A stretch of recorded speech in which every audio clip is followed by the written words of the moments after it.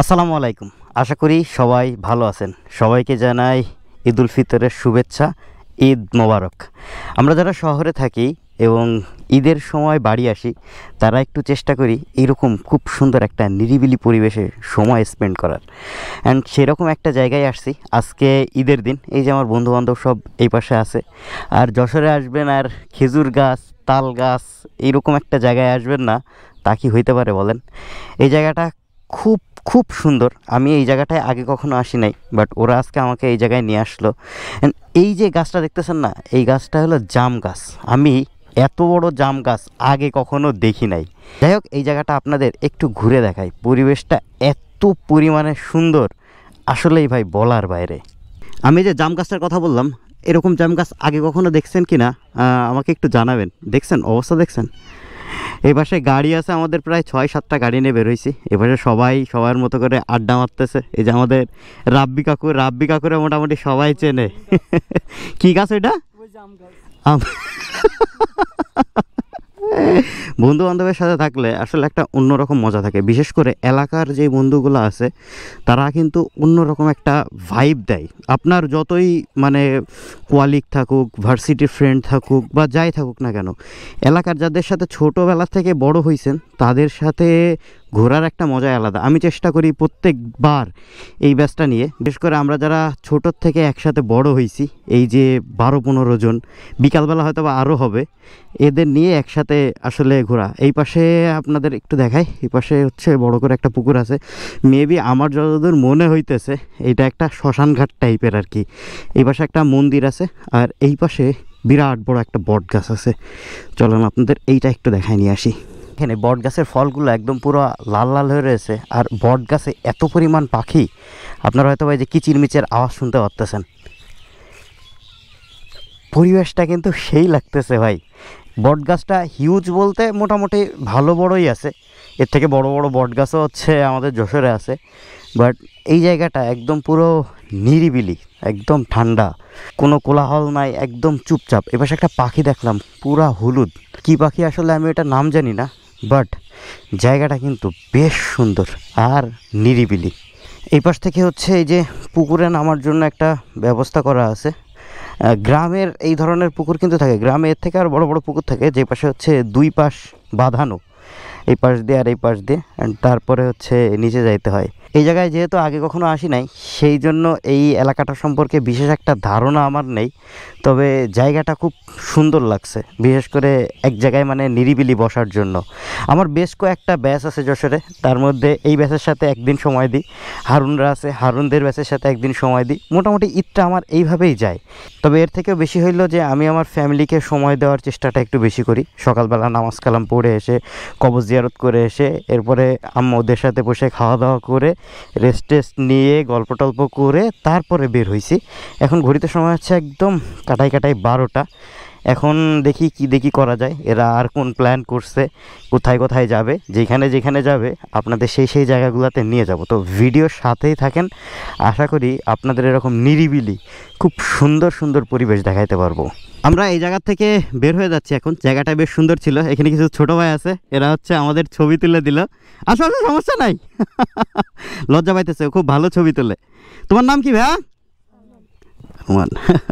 তাহলে থাকো, দেখা হবে আল্লাহ বাঁচাইলে।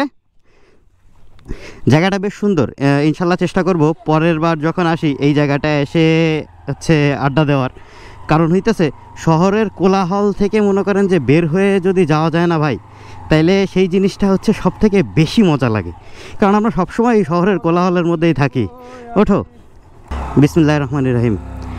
আচ্ছা, এই জায়গাটার নামটা একটু বলে দিই। এই জায়গাটার নাম হচ্ছে গেড়ামারা শ্মশান, মেবি এরকমই একটা কিছু, কারণ আমি যেহেতু আগে কখনো আসি নাই, সো নামটা জানি না। আর এরকম মেঠো রাস্তায় ভাই চলাচল করতে মজাই লাগে। অবশ্যই একটু অফরোডিংয়ের ফিল হচ্ছে। রাস্তাটা দেখছেন, এই পাশে ধান লাগাইছে, এই পাশেও ধান লাগাইছে, অ্যান্ড মেঠো রাস্তা কিন্তু পিচ রাস্তা না, যার জন্য একটু ধুলাবালি উঠতেছে, বাট মজা লাগতেছে ভাই। আসলে আমরা এরকম জায়গায় খুঁজি, একটু নিরিবিলি। দেখেন ঈদের দিন, তারপরেও সাধারণ মানুষজন এখন কিন্তু মাছ মারতেছে। ঈদের দিন আর ওই রকম কোনো স্পেশাল কোনো অকেশন নাই। গ্রামের এই বিষয়গুলো হচ্ছে একদম অন্যরকম। এনাদের জীবনযাপন খুবই সাধারণ। এই সাধারণ জীবনযাপন কিন্তু আমি বলবো যে কোয়ালিটি জীবনযাপন। টাকা পয়সা অর্থ সম্পদ থাকলেই যে ভাই কোয়ালিটি হয় জীবনযাপন তা কিন্তু না। এই যে পরিবারের সময় দেওয়া, এরকম করে আসলে বাঁচা, এটা অন্যরকম একটা জীবনযাপন। এই জায়গাটা হচ্ছে হাসিমপুরের মধ্যে, সেলফির মোড় নামে সবার কাছে পরিচিত। অনেকে বলে হচ্ছে হাসিমপুর বাইপাস। প্রচুর পরিমাণ লোকজন আসে এই জায়গায়, ঈদের সময় হোক বা যে কোনো অকেশনেই এই জায়গাটায় আসে, কারণ রাস্তাটা দেখতেই পাচ্ছেন কি সুন্দর। বেশ কিছু দোকানপাট হয়েছে, আড্ডা দেওয়ার জন্য বেশ সুন্দর একটা প্লেস। তবে অনেক লোকজন এই জায়গায় আসে, যার জন্য আসলে এই জায়গাটায় বসে আমরা তেমন কোনো মজা পাই না, কারণ আমরা একটু নিরিবিলি জায়গা খুঁজি। ঘড়িতে সময় এখন 3:42। সকালবেলা বের হয়েছিলাম, কিন্তু গরমের জন্য বাসায় চলে গেছিলাম। এখন একটু শহরের দিকে বের হইতেছি। এবার তাহলে আমি বের হইলাম, তোমরা আসো। ওরা একটু যাচ্ছে আরেকটা জায়গায়, আর আমি যাচ্ছি একটু হারুনদের সাথে দেখা করতে, কারণ ওদের সাথে আমার এখনও পর্যন্ত দেখা হয় নাই। তো ওদের সাথে সন্ধ্যা পর্যন্ত দেখি সময় দিব, সময় দিয়ে তারপরে আবার এলাকায় ফেরত চলে আসব। কারণ সব দিকেই আমাকে সময় দিতে হয়। ফ্রেন্ড সার্কেল যখন আপনার বেশি হবে, তখন আপনাকে সব দিকেই মেনটেন করে চলতে হবে। আমাদের বাড়ির এইদিকে একটা পার্ক আছে, সেটা হইতেছে জেস গার্ডেন পার্ক, যার জন্য আমাদের এই রোডটা সব সময় প্রচুর পরিমাণে জ্যাম লেগে থাকে। বিশেষ করে ঈদ, শুক্রবার বা বিভিন্ন ধরনের অনুষ্ঠান হইলেই এই রোডটায় জ্যাম লাগে, কারণ সবাই পার্কে ঘুরতে আসে। যাই হোক, এখন আমাকে যাইতে হবে হচ্ছে যশোর 0 পয়েন্টের ওই জায়গায়। ওইখানেই সবার আসার কথা আছে 3:30টার দিকে, কিন্তু এখন ঘুরতে সময় হচ্ছে 3:44। ওরা মনে হয় চলে আসছে। ওইখানে যাব, তারপরে ওদের সাথে মিট করে হয়তো বা যে কোনো একদিকে চা খাইতে যাব, তারপরে দেন ব্যাক চলে আসব। এইটাই আপাতত প্ল্যান। এখন আসি হচ্ছে দড়াটানার মোড়ে, বাট ঈদের দিন অনুযায়ী দড়াটানা ফাঁকা। তবে সত্যি কথা হইতেছে এখন ভর দুপুরবেলা, এর জন্য লোকজন এখনও শহরের দিকে মুভ করে নাই। বাট একটু পরেই মনে করেন যে শহরের দিকে মুভ করা শুরু করবে, তখন হচ্ছে শহরের মধ্যে ঈদ লাগবে।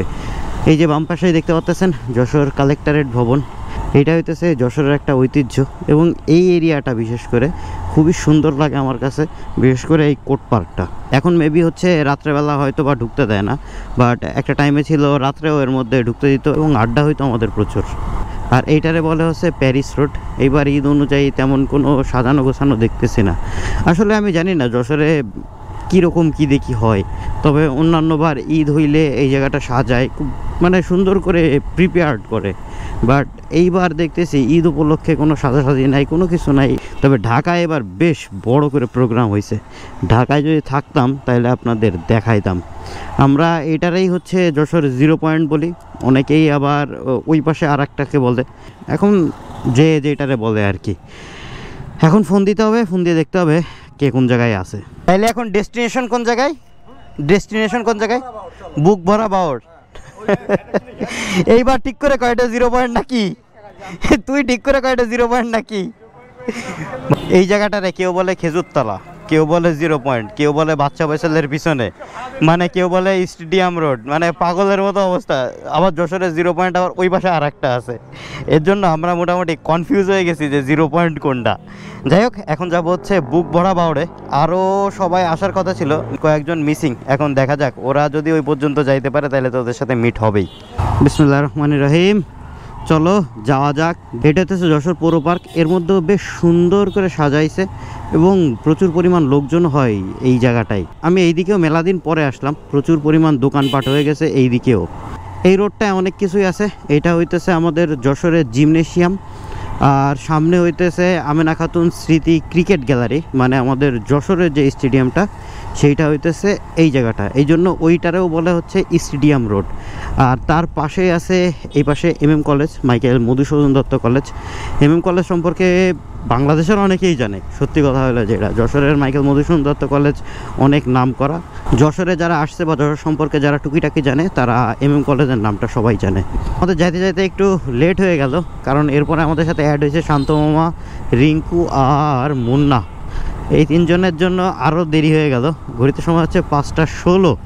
আমরা কায়েমখোলার এই রোডে আছি। এই রোডটা দেখতেছি খুব সুন্দর করছে, মানে নতুন করছে তো, আর দুই পাশ দিয়ে গাছ বেশ লাগতেছে। আমি এই রোডটায় অনেক দিন পরে আসলাম। আমি এর আগে এই রোড দিয়ে আসি নাই। এটা হচ্ছে মেন রোডের থেকে আবার এই যে বামে চলে গেল মাটির রাস্তা। দেখি এখন এই দিক দিয়ে যে কীরকম রাস্তা পাওয়া যায় আর কীরকম ভিউ পাওয়া যায়। আমরা চলে আসছি বুকভরা বাউডের এই জায়গাটায়। এপাশে সূর্য অস্ত যাইতেছে, ধানের ক্ষেত, আর বাউটা হইতেছে এই যে এই পাশে। বেশ সুন্দর কিন্তু লাগতেছে জায়গাটা, বিশেষ করে সানসেটের সময়টাই বেশি সুন্দর লাগতেছে। আর অনেক লোকজন আসছে এদিকে, শুনছি নাকি এই জায়গায় বোট রাইডও করা যায়, মানে নৌকাতে হচ্ছে ঘুরে বেড়ানো যায় এই বাউডের মধ্যে। তবে পানি মনে হইতেছে অনেকটা কমে গেছে। ঈদের দিন এত লোক হয়েছে, তাহলে তো জায়গাটা বেশ পপুলার আসলেই। আমি এর আগে এদিকে আসি নাই কখনো, যার জন্য আমি এই বিষয়টা ঠিক জানি না। আমরা এই পাশে এসে দাঁড়াইছি, বাইকগুলো এই পাশে রাখছি, আর এই জায়গার থেকে ভিউটা এইরকম ভাই, বেশ সুন্দর লাগতেছে। আর মিষ্টি মিষ্টি বাতাস হচ্ছে, সেটাও আর কি ভালোই লাগতেছে। পাহাড়ের নিচের দিকে নামছিলাম, অ্যান্ড নিচের ভিউটা সেই রকম সুন্দর। অল্প অল্প করে ঢেউ আছে, প্লাস ওই পাশে ওই যে বোট চলতেছে। আমি বলছিলাম না যে এই জায়গায় হচ্ছে বোট রাইড করা যায়, ওই যে ওই পাশে বোট চলতেছে, আর ওই জায়গায় লোকজন দাঁড়ায় আছে বোটে ওঠার জন্য। আর এই যে এই পাশে এরা ছবি তুলতেছে। আর এই দিকটা সব থেকে বেশি সুন্দর লাগতেছে, কারণ হচ্ছে সূর্য অস্ত যাচ্ছে, বেশ সুন্দর লাগতেছে এই পাশটা। বিশেষ করে ঈদের সময় এরকম বন্ধুদের সাথে ঘুরে বেড়ানোর মজাই ভাই আলাদা। হয়তোবা একটা টাইমে সব কিছু থাকবে, বাট সবাই মিলে এভাবে ঘোরা হয়তোবা যাবে না।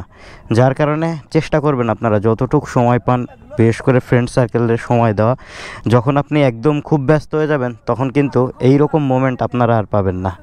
যাই হোক, এই জায়গাটা কিছু সময় স্পেন্ড করব, দেন তারপরে আমরা বের হয়ে যাব এই জায়গার থেকে।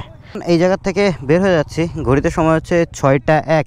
বেশ সুন্দর কিছু সময় কাটাইলাম এবং ছবি টবি তুললাম, বেশ ভালোই লাগলো। আজকে সকাল থেকেই অফরোডিং চলতেছে, তবে এরকম পরিবেশ আসলেই ভালো লাগতেছে। অফরোডিং চলুক আর যাই চলুক, অন্যবার ঈদে আসলে ঈদের দিন এত ঘোরা হয় না, বাট এইবার বেশ হাওড়ে বাওড়ে ঘুরে বেড়ানো হইলো। আমি জানি না অন্যান্য বাইকারদের ঈদ কেমন কাটে, তবে আমাদের ঈদ কিন্তু এইভাবেই কাটে।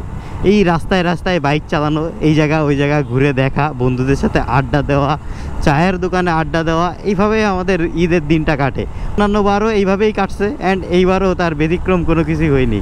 রাস্তাগুলো দেখছেন ভাই, জোস জোস রোড। এরকম রোড ভাই কোন জায়গায় পাওয়া যাবে বলেন? এরকম রোড যশোরে আসলেই পাওয়া যাবে। এই রোডটার মাথা গেছে হচ্ছে ছুটিপুর বাজারের দিকে, ওইখানে যাব। ওইখানে যে আমাদের প্ল্যান হইল কিছু খাওয়া দাওয়া করা, কারণ বেশ সময় ধরে আমরা খালি ঘুরেই বেড়াইতেছি। আমাদের সারাদিনের ঘোরাঘুরির শেষ ডেস্টিনেশন হয় হচ্ছে ধর্মতলা। ধর্মতলার চা না খাইলে মনে হয় আমাদের দিনটা পরিপূর্ণ হয় না, যার জন্য আসছিলাম ধর্মতলায়। ধর্মতলার থেকে চা খেয়ে দেন এখন আমরা রওনা হচ্ছি যার যার বাসায় বা যার যার কাজে।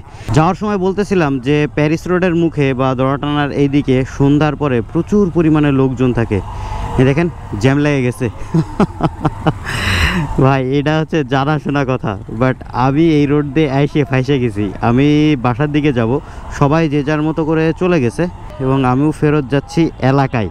কিন্তু এই জ্যাম ঠেলে যাইতে গেলেই তো ভাই জীবন শেষ হয়ে যাবে। তবে ঢাকার জ্যাম যারা খায় তাদের কাছে এইসব জ্যাম আসলে কিছুই না। প্রচুর মানুষ ভাই শহরের এদিকে, এখান থেকে বের হইতে পারলেই মনে করেন যে বাঁচছি। যাই হোক, এই ব্লগটা অনেক বড় হয়ে গেল আজকে। আলহামদুলিল্লাহ সারাদিন খুব ভালো গেল, বন্ধুদের সাথে ঘুরলাম ফিরলাম, আড্ডা দিলাম, মজা মাস্তি হইল, ছবি তোলা হইল।